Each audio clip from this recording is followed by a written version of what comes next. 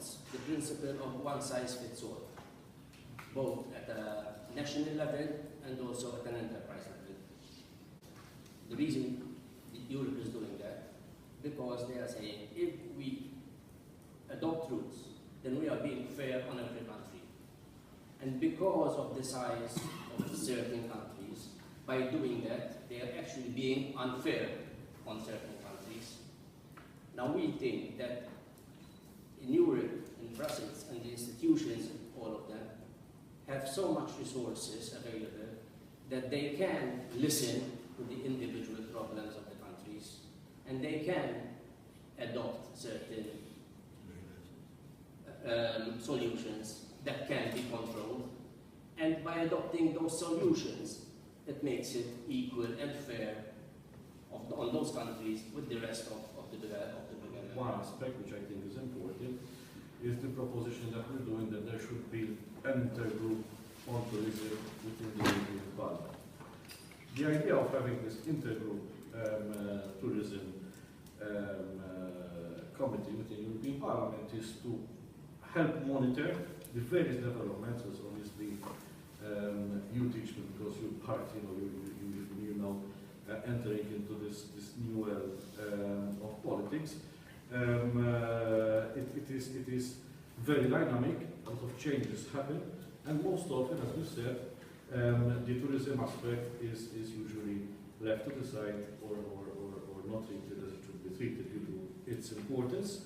So we believe that such an intergroup would help to overcome such an election such as that of electing members of the European Parliament presents a goldmine opportunity to put in this complex and bureaucratic system that is Europe individuals that really know what are the needs of SMEs. GRTU, as the chamber representing SMEs, is not looking for individuals that say how important SMEs are and how much they will be able to understand SMEs. GRTU this year is focusing on pushing to have individuals that really know what it means to be an entrepreneur and have walked in the shoes of entrepreneurs.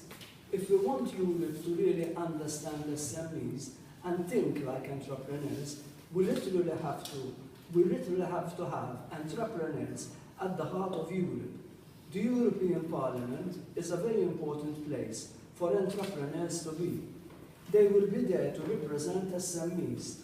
They will have the necessary flexibility and the power of decision making. SMEs will only be able to exploit the potential to strengthen Europe if the right policy decisions are taken and implemented. Concentrates too much on labor supply. I mean, even the union's social agenda. It concentrates on getting people out to work, which is fine, on developing human resources, which is also commendable. However, there is not sufficient emphasis on stimulating the demand for labor. And I would say that the situation as it stands is one whereby there is definitely work in Europe. There is no question that there is work in Europe. But at the same time, there is labor supply, okay, but not enough employment. Therefore, the work which is there is not being taken up, it's not being generated by employers. Why? For various reasons. And I would say that in the labor market, one of the dangers is over-regulation. We have to note that people become employers out of a free choice. Therefore, we are all EU citizens, and people can decide whether to work for someone else or whether to set up a business and employ other people. The situation now is that more people are opting to become employed rather than to employ others. Why?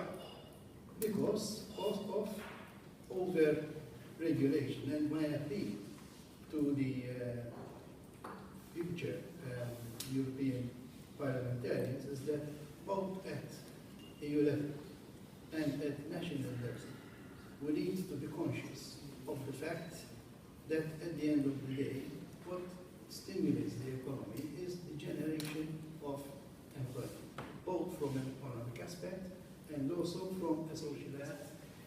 We were mostly putting our efforts at fending off efforts from the European Union to reduce our flexibility, especially in areas where we are doing well. So, for example, if we look at incentive aid schemes that have served Malta quite very well for decades, are now being threatened by regional aid intensity rules. There were efforts at harmonization of tax, which would have literally wiped out our financial services. More efforts have to be done to defend our gaming sector, which is very important for the economy.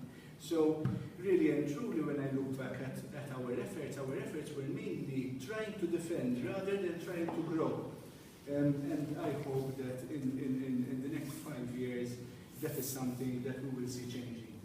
I think Europe has to focus much more on providing the flexibility for the people who are closer to the people to do what is best for their people, not harmonization and as Anton and the Chamber have said, trying to have one size that fits all, which I think that flexibility is extremely important. We have in the last year also been quite vociferous on access to finance and on the allocation of EU funds. We've actually produced 2 reports on them, which we've put in your packs this morning.